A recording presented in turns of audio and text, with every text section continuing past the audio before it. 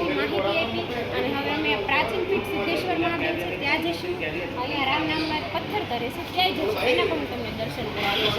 અને અહીંયા સરસ મજાના રુદ્રાક્ષ, પછી અલગ અલગ ગ્રહો બધા જે છે એના નંગ એ બધું આપણને સરસ મજાનું મળે છે. તો તમે જ્યારે આવો ત્યારે તમને શોપિંગ કરવાની ઈચ્છા હોય તો તમે અહીંયાથી કરી શકો. જો તમે લજામણીનું ઝાડ જોયું છે, જોજો હમણાં. આ લજામણી જાઓ આય કર, તમે અડો એટલે ઈ શરમાઈ જાય.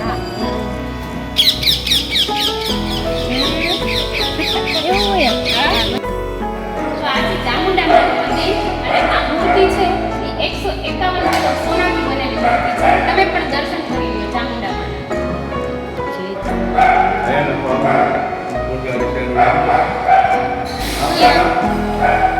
આ મંદિર એ છે કે દક્ષ રાજાએ જ્યારે યજ્ઞ કર્યો હતો, સતી પાર્વતી માના પિતા એણે જ્યારે યજ્ઞ કર્યો હતો ત્યારે ભોળાનાથને એને બોલાવ્યા નહોતા. સતી પાર્વતીમાં એકલા જ હતા એટલે સતી પાર્વતીમાં ખૂબ ક્રોધે ભરાણ અને પોતે અગ્નિકુંડમાં હોમાઈ ગયા. અને ભોળાનાથ અહીંયા આવ્યા અને એને ખૂબ ગુસ્સો આવ્યો એટલે એ જે સળગતા હતા એને તેડીને લઈ ગયા. આ એ જગ્યા કનકલ ઘાટ છે અને એનું એ મહત્વ છે કે પત્ની છે એ એના પતિના અને આપણાથી કોઈ પણ વડીલ હોય એના પગ ધોઈને ચરણામૃત લે તો અહીંયા એ વસ્તુનું બહુ મહત્વ છે. चम्पकबिल्वपत्ररचितं पुष्पं च धूपं तथा दीपं देवदयानिधे पशुपते हृत्कल्पितं गृह्यतां सौवर्णे नवरत्नखण्डरचिते पात्रे घृतं पायसं भक्ष्या पञ्चविधं पयोदधियुतं ब्रह्माफलं पानकं शाकानामयुतं जलं रुचिकरं कर्पूरखण्डोज्ज्वलं ताम्बूलं मनसा मया विरचितं भक्त्या प्रभो आराधनं चरणकृतं वा कायजं धर्मजं वा श्रवणनयनजं वा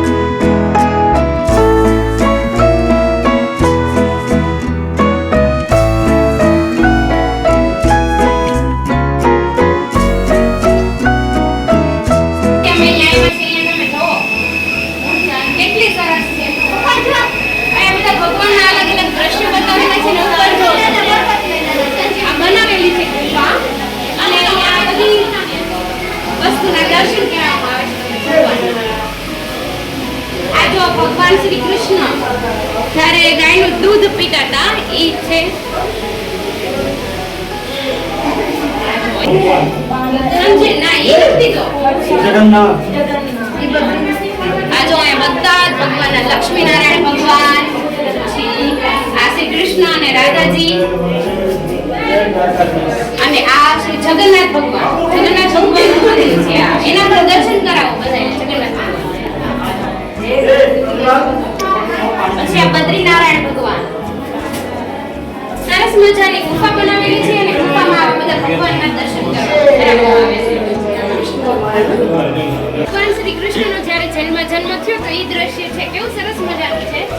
અને અહીંયા જો ઉપર ભગવાન પણ દેખાય છે, અહીંયા દેવકી માતા અને અહીંયા જો નાનું એવું બાળ સ્વરૂપમાં શ્રી કૃષ્ણ પણ બતાય છે. તો અમે કાશી મંદિર પછી અહીંયા આવ્યા ગુફા છે આખી. અને આ જો જ્યારે શ્રી કૃષ્ણએ ગોવર્ધન પર્વત ઉપાડ્યો હતો આ એ દ્રશ્ય છે. કેટલું સરસ બનાવેલું છે.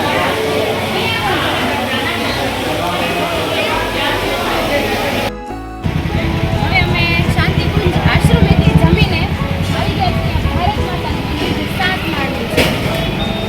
અને અમે હવે અહીંયા તડકો બહુ લાગે છે, અમને વરસાદ હશે પણ બહુ તડકો છે અને અમે બહુ થાકી ગયા છે. અને આ બધું ફરવા માટે હજી ભારત માતા ચાલુ ભારત માતા.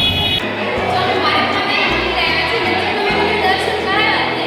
અમે 6થા માળે આવ્યા છીએ. અમે જો આ સરસ મજાનું મંદિર છે.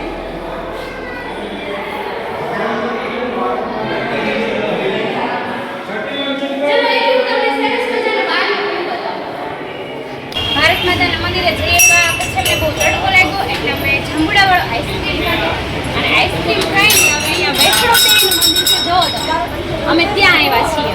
તો ચાલો વૈષ્ણોદેવીના મંદિરે જઈએ. તમને એવું લાગશે કે વૈષ્ણોદેવીના મંદિરે ખાલી મંદિર જ છે પણ ના, આપણે માનનીય પ્રધાનમંત્રી શ્રી નરેન્દ્ર મોદી એના બા હીરાબા એનું સ્ટેચ્યુ પણ અહીંયા છે. બધે એના ફોટા જો. જો આ વૈષ્ણોદેવીની ગુફા છે. એટલું બધું ગુફા જેવું લાગતું નથી પણ સારું મંદિર છે. આ ધરતીનું મંદિર છે. પગે લાગતા હો બધા. હવે લાખો રૂપિયો નાખતા આવજો બધા. વૈષ્ણોદેવીની ગુફાનો વિડીયો અમે તમને કાલે બતાવશું. ત્યાં સુધી બધાને બાય બાય, જય માતાજી અને જય દ્વારકાધીશ.